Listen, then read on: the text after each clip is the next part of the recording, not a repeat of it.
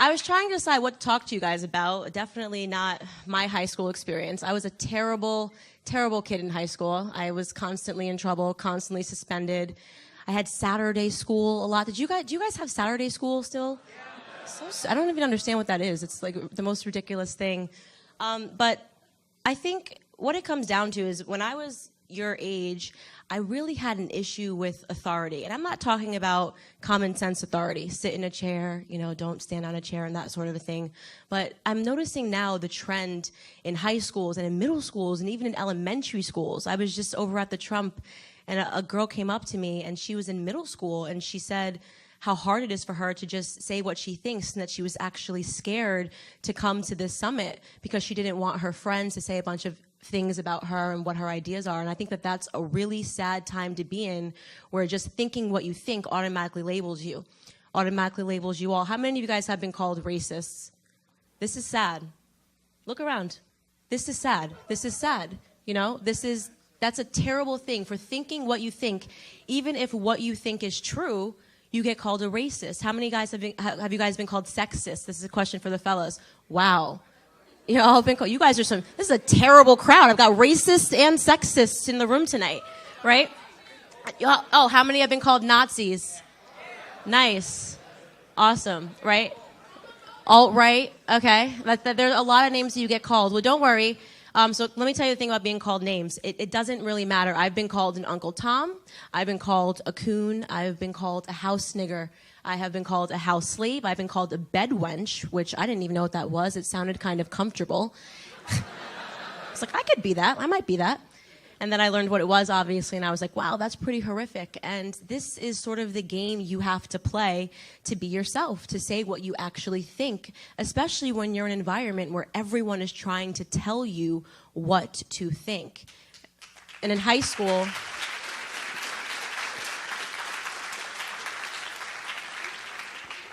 the struggle that I think that I had the most in school and with authority is that they didn't want us to think. They wanted us to remember. They wanted to program us according to what they thought, according to what the textbooks thought. I actually have a high school teacher that reached out to me recently, and we talk. And I was he gave me so many Saturday schools. Great guy. God bless him, Mr. White. And he said, wow, if there was anybody who was going to do what you are doing, it was absolutely going to be you because of your character. And he recalled to me a certain story where we had a test, and it was on World War II. And the question at the end of the test said, why did the United States have to drop the bomb on Hiroshima? And of course, everybody in the class just answered the freaking question. And I went to the front and I said I had a problem with the question because it was a fallacy. The answer was implied in the question. When you say, why did the United States have to drop the bomb on Hiroshima, you're implying that the United States had to drop the bomb on Hiroshima. I said I would prefer if the question asked me, did the United States have to drop the bomb on Hiroshima? There's a difference there, and it's an important difference. One, you're being programmed a little bit, right? They're telling you what the answer is, and then you walk away and you say, of course we had to do that. But the other, you're thinking, all right, could there have been a different end to World War II? Could we have done that without dropping a bomb? And I'm not saying that I disagree, but I'm just saying that I'd like to think critically about that question. And that has always been the uphill battle for me, the desire to think critically. My aha moment, how many of you guys have been following me since YouTube? Since Red Pill Black? Nice. This is really cool. Hi, how are you? So my aha moment for me, and many of you guys know I started as a liberal. And when I say I started as a liberal, I was sort of sleepwalking through life, and I wasn't following politics because my life was so burdened by problems. And I think that that's really a big problem in the Black community in general, is that we're so burdened by poverty, we're so burdened by grief, that sometimes we don't have enough time to come up for air and consider the issues that are facing us in the political spectrum. And of course, the second I got my diploma in high school, I thought, Republicans are all racist, Republicans are all sexist, Republicans are all Nazis. I thought that automatically because it had been sort of implicitly put into my mind that that was the truth.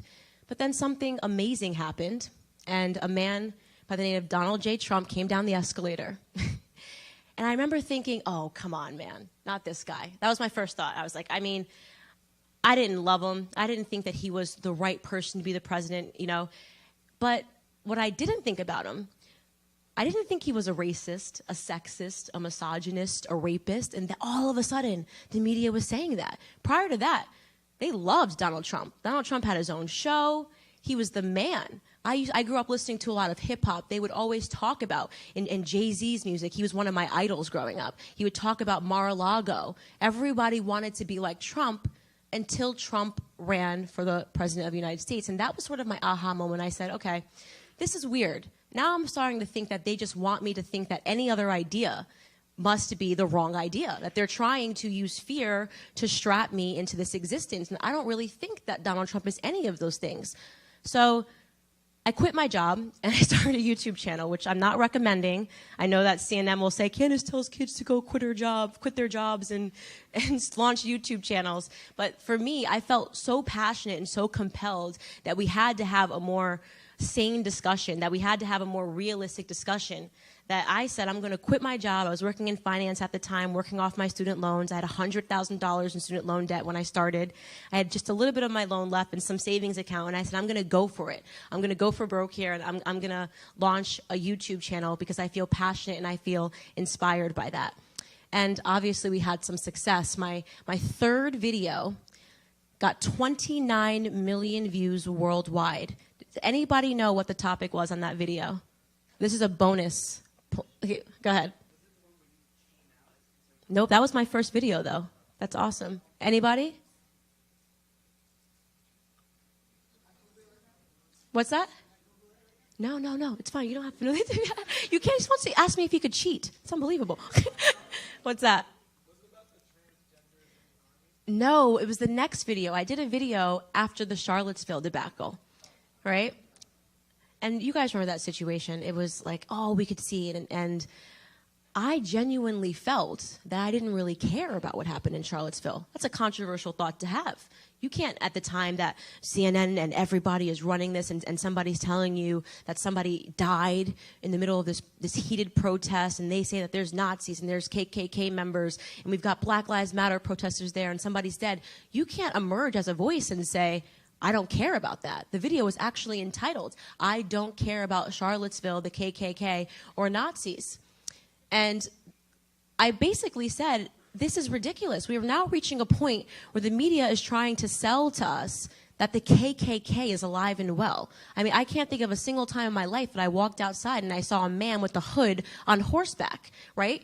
And I was challenging people to ask the same question. Have you ever seen this? Is this really what you believe? Or is it possible that two people on extreme sides of the spectrum showed up? One side wanted to protest, the other people wanted to protest the protest, right? And some bad stuff happened. And that was a controversial thought. And what was really interesting is that video went viral. You know, it had 29 million views, but it wasn't just in America. It was dubbed in Spanish, it was dubbed in French, it was dubbed in Portuguese. And I realized in that moment that we're hitting at a worldwide sentiment, not just American one. There's sort of this awakening happening where we're starting to understand that what we're seeing on TV is not real life. What's being told to us is not real life, and that's really, really important because it means we're possibly turning the bend and beginning to think for ourselves. How many of you guys have, tell me some of your idols. Okay, I hear Trump. I hear Ben Shapiro. Some right answers here. He said you. There we go. Thank you, right? I'm standing right here, right? Thank you. God.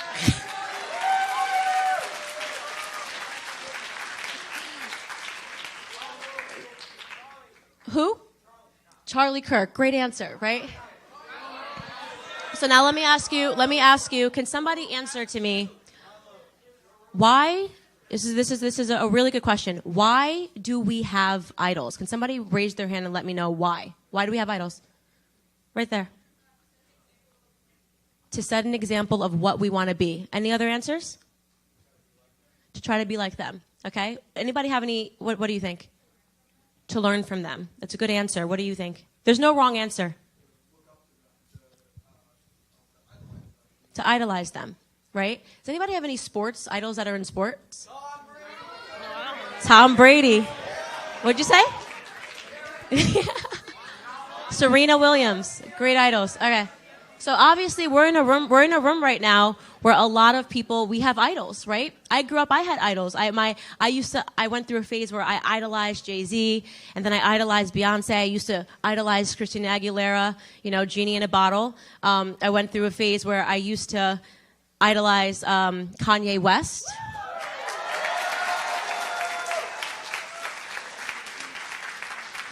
But then something happened around the same time in the election cycle where I started realizing that the reason that I had idols is just what you guys all said, right?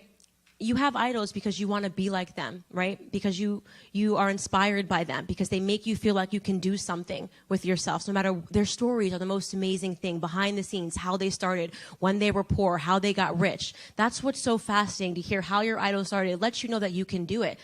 But then suddenly it changed. And they weren't telling you what you could do. They were telling you what you couldn't do. The dialogue